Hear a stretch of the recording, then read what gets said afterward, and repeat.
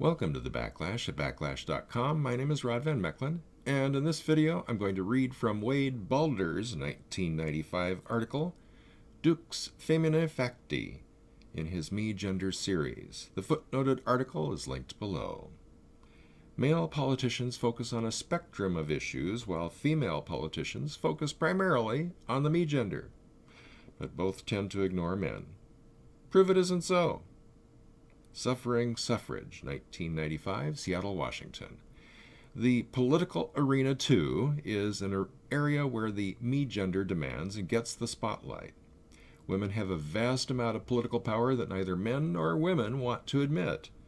Women won't admit it because portraying themselves as weak victims is a major part of that power. Men won't admit it because of foolish male pride. Aren't you glad I have no pride?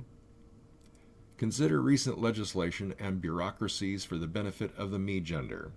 The Violence Against Women Act, Child Support Responsibility Act, Women's Health Initiative, Gender Equity in Education Act, Women's Bureau of the Department of Labor, Office for Research on Women's Health, Office of Women's Business Ownership, Defense Advisory Committee on Women in the Services, and several local women's commissions. Men get nothing comparable.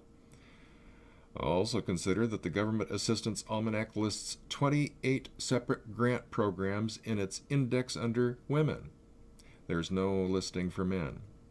Note, 20 years later, I think there are probably a few for men, but there are now so many for women that it would probably take a directory to rival a borough of New York to list them all. Continuing, the me gender bandwagon. Female legislators tend to focus on the me gender, promoting legislation to benefit women, while male legislators tend to focus on other issues. However, contrary to what some feminists would have us believe, even when male legislators do address gender issues, they also tend to promote legislation to benefit women. It's embarrassing to watch some male politicians falling all over themselves while jumping on the me gender bandwagon.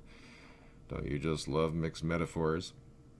Both liberals and conservatives focus on the me gender, but for different reasons. Conservatives are paternalistic, thinking of women as children who cannot take care of themselves, and so the government must give them special protections. Liberals are full of guilt, believing that men and the law have oppressed women throughout history and must now make amends.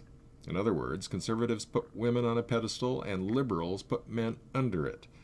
Politics makes strange bedfellows indeed. I have to wonder whether some politicians are so willing to work for women's issues because of another kind of guilt, personal guilt over their behaviors toward women. Bill Clinton, Ted Kennedy, Brock Adams, and Bob Packwood come quickly to mind, all champions of women's causes, all apparently cads. Did guilt of their behavior toward women cause them to take up women's causes? Or perhaps the motivation was a little more along the lines of blackmail, support this legislation or be exposed. A different kind of sexual harassment. Are women in charge?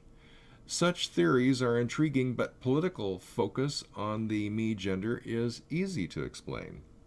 The reason for this focus is very simple. Women control the American political system. Huh? What was that? Yes, of course. I'm sure you've all heard the facts the me gender wants you to know. Only 7 female senators, only 48 female members of the House, no female presidents, few female appointments, etc. But one fact negates all these, and go figure, women have been pretty quiet about it. Since 1920, women have had control of the American political system because they've been the majority of voters. Nowadays, American female voters outnumber their male counterparts by about 7 million. So a man elected to a political office better keep the majority of voters happy or he'll be finding other employment. Or, as my old granddad always used to say, quote, "When all is said and done, the missus said it and I did it," close quote. Of course, in the United States, we have protections against the majority steamrolling over the rest of the citizenry. The courts comprise much of this protection. However, our judicial system also has the biases and double standards mentioned above. Some judges are elected, and all judges and jurors carry the baggage of guilt and paternalism to some degree. As a result, justice is peeking out from under her blindfold and tipping her scales toward the me gender. Is justice truly blind?